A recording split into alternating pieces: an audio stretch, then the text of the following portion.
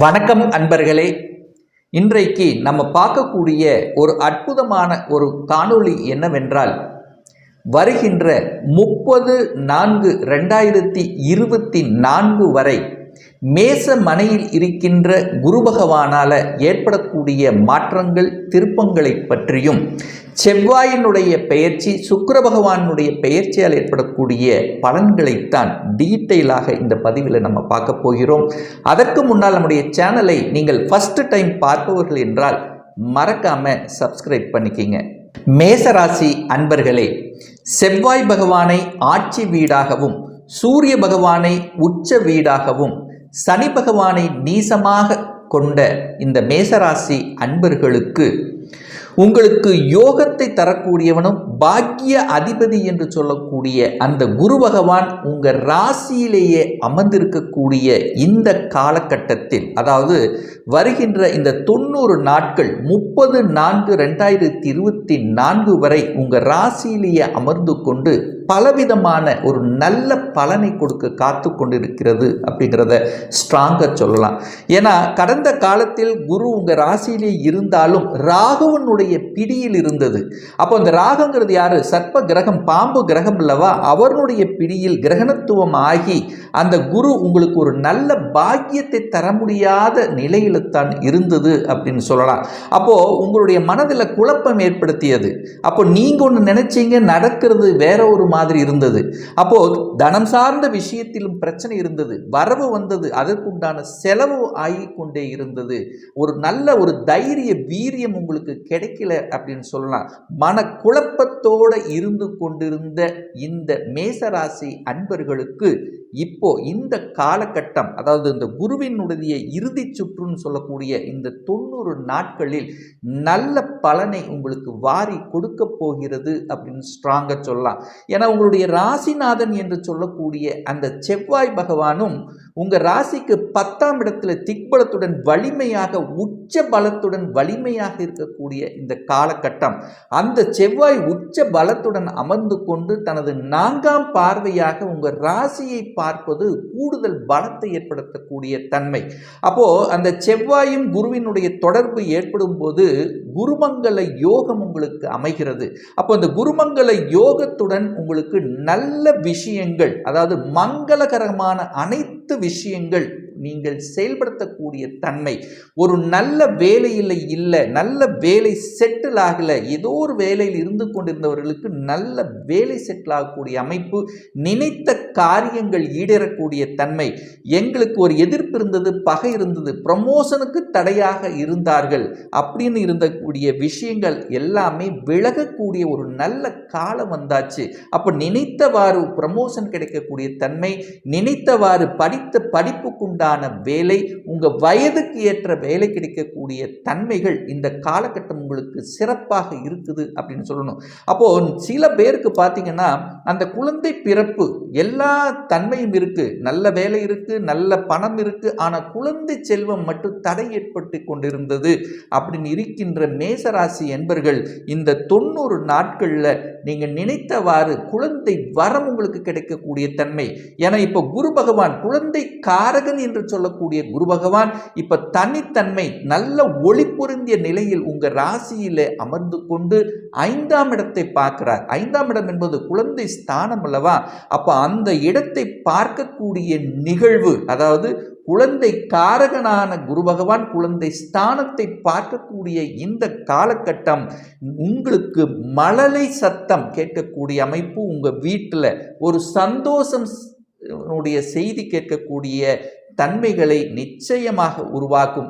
அப்போ குழந்தைகளால் ஒரு பிரச்சனை இருந்தது, குழந்தைகள் உங்கள் பேச்சு கேட்கல, அல்லது குழந்தைகள் உங்களை விட்டு விலகி இருந்தார்கள், இந்த மாதிரியான ஒரு தொந்தரவு இருந்த இந்த மேசராசி என்பர்களுக்கு அந்த குழந்தை பற்றிய அந்த கருத்து வேறுபாடுகள் அத்தனையும் விலகக்கூடிய ஒரு நல்ல காலகட்டம். குழந்தைகளால் உங்களுக்கும் உங்களால் குழந்தைகளுக்கு நற்பலனை கொடுக்கக்கூடிய ஒரு அற்புதமான ஒரு காலகட்டமாக திகழ்கிறது இந்த மேசராசி அன்பர்களுக்கு. அதே சமயம் பார்த்தீங்கன்னா திருமணம் சார்ந்த சுப காரியங்கள் எத்தனையோ வரன்களை பார்த்தோம், தட்டி தட்டி போய் கொண்டிருந்தது அப்படின்னு இருக்கின்ற மேசராசி என்பவர்களுக்கு சுப காரியங்கள் நடக்கக்கூடிய தன்மை. என கடந்த காலத்தில் அந்த சுப கிரகம் என்று சொல்லக்கூடிய அந்த குரு பகவானோட ராகு இணைந்து இருந்தது. அப்போ அந்த ராகுங்கிறது யார்? அந்நியர்கள். யாராவது ஒரு மூலியமாக உங்களுக்கு உபத்திரவுகள் நடந்தது, தடங்கள் ஏற்பட்டது, தொந்தரவுகள் இருந்தது. எத்தனை கோயிலுக்கு நான் போயிட்டு வந்தேன், ஆனால் ஒரு பெரிய ஒரு பாக்கியம் எனக்கு கிடைக்கலையே அப்படின்னு இருந்த இந்த மேசராசி என்பவர்களுக்கு இப்போ நீங்கள் எத்தனை பிரார்த்தனை செய்தீர்களோ அந்த பிரார்த்தனையினுடைய பலனாக அந்த குரு கடவுளினுடைய அனுகிரகத்தோட உங்க குலதெய்வத்தினுடைய ஆதரவோட உங்களுக்கு திருமணம் சார்ந்த சுப காரியங்கள் உங்களுக்கோ உங்க குடும்பத்தார்களுக்கு நடக்கக்கூடிய சந்தர்ப்பங்களை ஏற்படுத்தும். அதே சமயத்தில் குடும்பத்தில் இருந்தாலும் கணவன் மனைவிக்குள்ளே சின்ன சின்ன கருத்து வேறுபாடுகள், சின்ன சின்ன ஈகோ பிரச்சனை, ஏதோ ஒரு ரூபத்தில் ஒரு கருத்து வேற்றுமை ஏற்படுத்தி கொண்டிருந்த இந்த மேசராசி என்பவர்களுக்கு இப்போ அந்த கருத்து வேறுபாடுகள் எல்லாம் விலகி குடும்பத்தோடு, அதாவது ஒரு அந்யோன்யத்தோட கணவன் மனைவி 2 பேரும் புரிந்து நடக்கக்கூடிய ஒரு நல்ல காலகட்டமாக இருக்கிறது. பிரிந்தவர்கள் கூட ஒரு சிலர் ஒன்று சேரக்கூடிய வாய்ப்புகள், குடும்பத்தில் நல்ல பல விஷயங்கள் நடக்கக்கூடிய காரண கருத்தாவாக இந்த காலகட்டம் இருக்கிறது. என செவ்வாயும் குருவும் இணைந்து கொண்டு அந்த குருமங்கள யோகத்துடன் இருக்கக்கூடிய இந்த காலகட்டம் தொட்டது துளங்கக்கூடிய வகையில் நினைத்த காரியங்கள் செயல்படுத்தக்கூடிய வகையில் இருக்கிறது. 5ஆம் இடம் என்பது பூர்வ புண்ணிய ஸ்தானம், பஞ்சம ஸ்தானம் அல்லவா? அந்த இடத்தை குரு பகவானுடைய பரிபூரண ஒளி பொருந்துகின்ற காரணத்தால், அதாவது உங்களுடைய பூர்வீகம் சார்ந்த விஷயத்தில் இருந்து வந்த பிரச்சனைகள், அதாவது அப்பா மகனுக்குள்ள பிரச்சனைகள் அல்லது அண்ணன் தங்கச்சி, அதாவது உறவுகளுக்குள்ளே இருந்து வந்த அந்த பாக பிரச்சனை, சொத்து பிரச்சனை, சின்ன சின்ன பிரச்சனைகளுக்கு இருந்து கொண்ட அத்தனை விதமான பிரச்சனைகளிலிருந்து தீர்வு கிடைக்கக்கூடிய இந்த 90 நாட்கள் உங்களுக்கு நிச்சயமாக நடக்கும். அதை சரியாக உபயோகித்து கொள்ளுங்கள் அப்படிங்கிறது தான் இங்கே ஸ்ட்ராங்காக நான் சொல்கிறேன். அதே சமயத்தில் அந்த பாக்கியம், ஏன்னா இந்த மேசராசி அன்பர்களுக்கு ஒரு யோகத்தை தரக்கூடிய ஒரு கிரகம் அப்படின்னா அந்த குரு பகவான் தான்.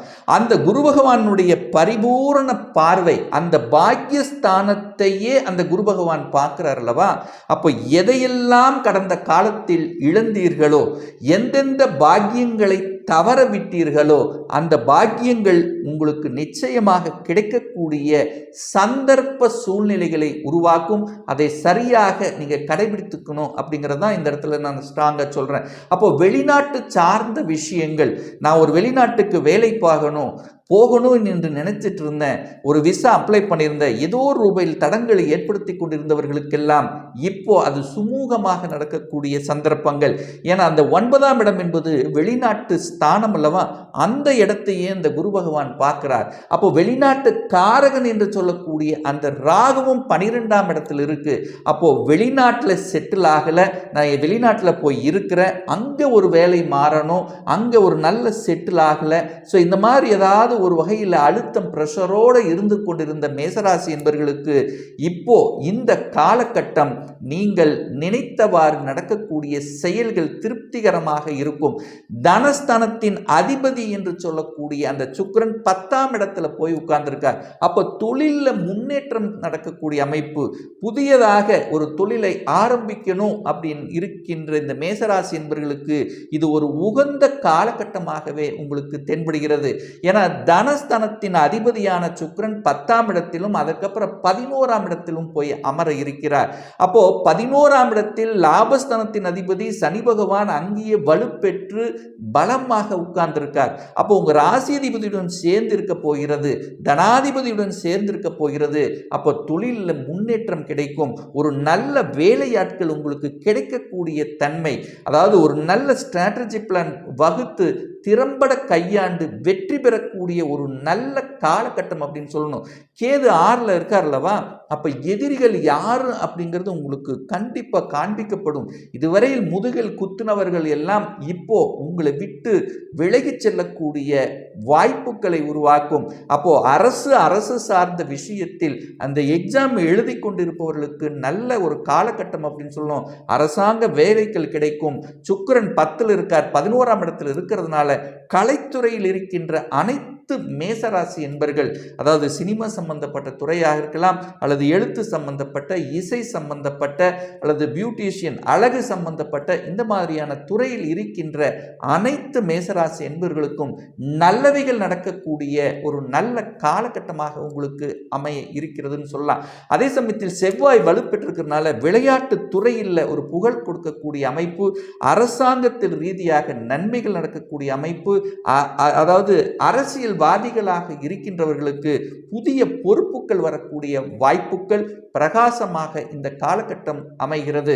ஸோ இந்த 90 நாட்கள் இந்த மேசராசி என்பவர்கள் சரியாக பயன்படுத்தி கொண்டாலே உங்களுக்கு எல்லா விதத்திலும் ஒரு நன்மையை தரக்கூடிய ஒரு நல்ல காலகட்டமாக அமையுங்கிறதுல எந்தவித மாற்று கருத்தும் கிடையாது. இப்போ நான் சொன்னது கோச்சார ரீதியாக இந்த ராசி நட்சத்திரத்தில் பிறந்த பல கோடி மக்களுக்குண்டான ஒரு பொதுவான பலன்கள் தான். ஒரு துல்லிய பலன், அதாவது ஒவ்வொருத்தரும் டிஃப்ரெண்ட், ஒவ்வொருத்தருடைய ஜாதக பலன்கள் வேறுபடும், கிரக அமைப்புகள் வேறுபடும், கிரகங்களுடைய பலம் வேறுபடும், ஆட்சி பலம், உச்ச பலம், மூலத்திரிகோண பலம், திக்பலம், இந்த மாதிரி பலத்துடன் இருக்கின்றனவா, எந்த டிகிரியில் இருக்கிறது, இப்போ நடக்கக்கூடிய தசா புத்தி அந்தரம் சூட்சமம் வாயிலாக நீங்கள் கேட்கக்கூடிய எந்த கேள்வியாக இருந்தாலும் துல்லியமான பலனை நம்மால் கூற முடியும். ஒரு பர்சனல் கன்சல்டேஷன், அதாவது உங்களுடைய சொந்த ஜாதகம் பார்க்கணும் என்று விருப்பமுடைய அன்பர்கள் டிஸ்பிளே தெரியக்கூடிய நம்பருக்கு வாட்ஸ்அப் மூலியமாகவோ ஃபோன் கால் மூலியமாகவோ தொடர்பு கொண்டு அப்பாயின்மெண்ட் பெற்றுக்கொண்டு கன்சல்டேஷன் எடுத்துக்கலாம். நிச்சயமாக இந்த பதிவு ஏதாவது ஒரு ரூபத்தில் உங்களுக்கு யூஸ்ஃபுல்லாக இருக்குங்கிறதுல எந்தவித மாற்று கருத்தும் கிடையாது. நம்ம சேனலை ஃபஸ்ட்டு டைம் நீங்கள் பார்க்கிறோம் என்றால் மறக்காம சப்ஸ்கிரைப் பண்ணிக்கிங்க. பக்கத்தில் இருக்கின்ற பெல் பட்டன் மற்றும் ஆல் நோட்டிஃபிகேஷனை கிளிக் பண்ணும்போது நான் போடக்கூடிய அடுத்தடுத்த பதிவுகள் உங்களுடைய நோட்டிஃபிகேஷனில் வந்து சேரும். மீண்டும் ஒரு நல்ல பதிவில் உங்களை சந்திக்கும் வரை உங்களிடமிருந்து விடைபெறுவது உங்கள் அஸ்ட்ராலஜர் டாக்டர் சதீஷ்.